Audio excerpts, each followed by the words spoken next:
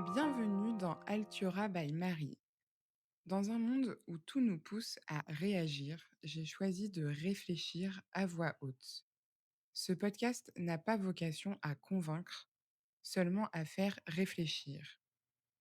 Aujourd'hui, j'aimerais commencer par une question. Pourquoi avons-nous l'impression qu'il faut choisir entre réussir sa vie professionnelle et préserver sa santé mentale? Comme si deux chemins seulement s'offraient à nous. D'un côté, l'ambition, la performance, l'entrepreneuriat, les responsabilités, la reconnaissance, et de l'autre, une vie plus simple, plus calme, où on chercherait avant tout la paix. Et si cette opposition était fausse? Et si le véritable défi n'était pas de choisir entre les deux, mais d'inventer une autre manière de travailler, d'entreprendre et de vivre? Cette question m'habite et me tourmente depuis plusieurs années. C'est vrai que j'ai toujours eu besoin, dans le monde professionnel, d'être challengée, d'apprendre, de devoir m'améliorer et être meilleure pour me sentir vivante. Les environnements trop prévisibles, dans lesquels je m'ennuie vite, m'ont souvent donné davantage d'anxiété que l'incertitude elle-même, comme une sensation que ne pas avancer allait me rendre inexistante. Et à l'inverse, plusieurs années d'entrepreneuriat, combinées à une vie personnelle un petit peu compliquée, ont progressivement fragilisé mon équilibre et mon estime de moi. Aujourd'hui, cette réflexion prend une autre dimension. Je profite d'un arrêt de travail et surtout du début d'une thérapie pour faire quelque chose que je n'avais jamais vraiment pris le temps de faire à fond. Décrypter, observer, lire, écouter et surtout questionner mes certitudes et ce que je ressens face à ce paradoxe. Est-ce que l'ambition conduit inévitablement à l'épuisement? Peut-on construire un projet exigeant sans sacrifier sa santé? Peut-on bien gagner sa vie dans un métier qui nous laisse en paix? Ou au contraire, le manque de sens peut-il être plus destructeur encore que l'instabilité? Je n'ai aujourd'hui pas les réponses, mais je refuse les discours qui prétendent que le bonheur se résume à travailler moins, tout comme ceux qui glorifient l'épuisement au nom de la réussite. Dans ce podcast, je confronterai mes intuitions à celles de chercheurs, psychiatres, de psychologues, d'entrepreneurs, de philosophes et de personnes qui pensent parfois exactement l'inverse de moi. Mon objectif n'est pas forcément d'avoir raison, mais plutôt de comprendre. Et si ces réflexions vous aident, vous aussi, à poser de meilleures questions sur votre propre vie, alors ce podcast aura déjà rempli sa mission. J'ai découvert assez jeune le psychiatre Christophe André et certains de ses ouvrages. Il explique notamment que l'anxiété provient souvent de notre rapport à l'incertitude, plus que de la difficulté objective de la situation en elle-même. Dans plusieurs de ses ouvrages, consacrés à la méditation et à l'estime de soi, il montre que notre manière d'interpréter les événements joue un rôle central. Il rappelle que l'anxiété n'est pas seulement liée à la gravité d'une situation, mais à la manière dont notre cerveau anticipe un futur incertain. Nous dépensons parfois plus d'énergie à imaginer ce qui pourrait arriver qu'à vivre ce qui est réellement en train de se passer. Tout en sachant comment fonctionne l'anxiété, je vois pourtant qu'elle ne disparaît pas systématiquement. Alors est-ce que finalement tout ne débute pas par la quête de notre identité, de mes besoins concernant mon rapport au travail, et ainsi dans quel système, dans quel type de structure je vais m'épanouir, et au contact de quoi?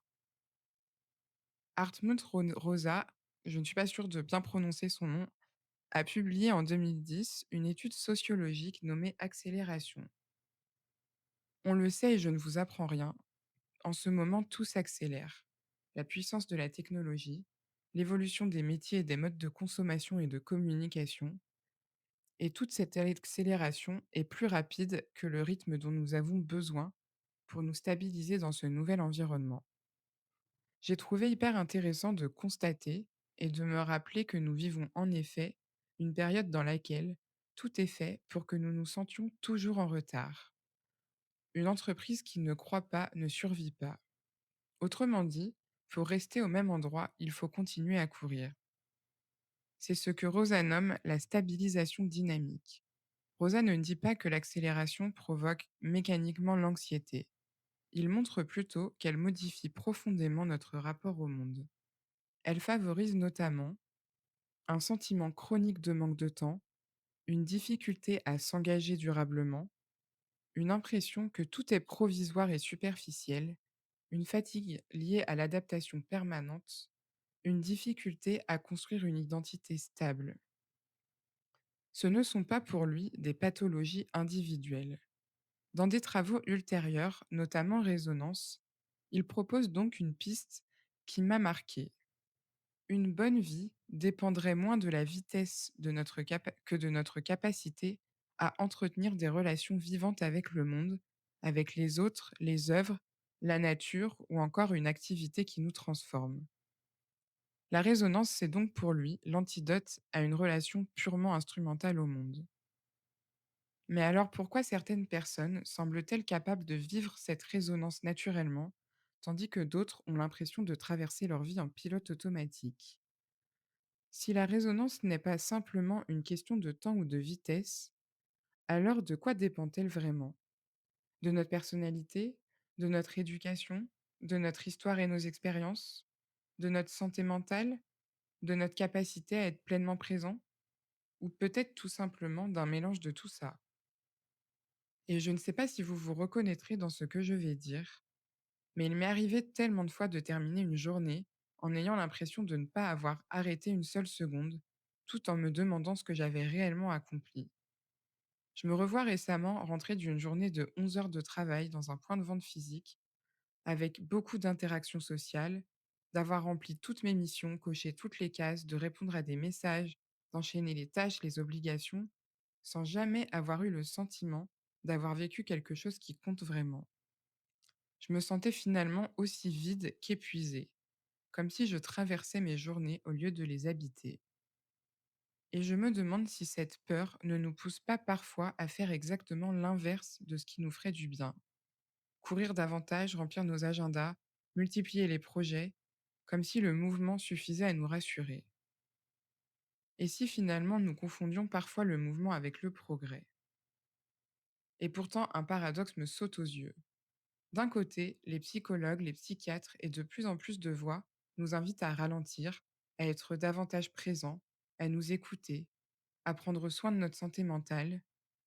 Et de l'autre, le monde professionnel continue d'accélérer, les métiers évoluent vite, les technologies se succèdent, les attentes augmentent. Nous devons apprendre davantage, nous adapter davantage, produire davantage. Comment pouvons-nous alors être pleinement présents dans un monde qui nous demande d'être constamment en mouvement? C'est cette tension qui me fascine et c'est peut-être elle que j'ai envie d'explorer dans ce podcast.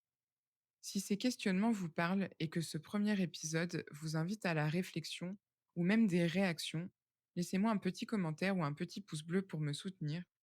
Merci de votre écoute et à la semaine prochaine.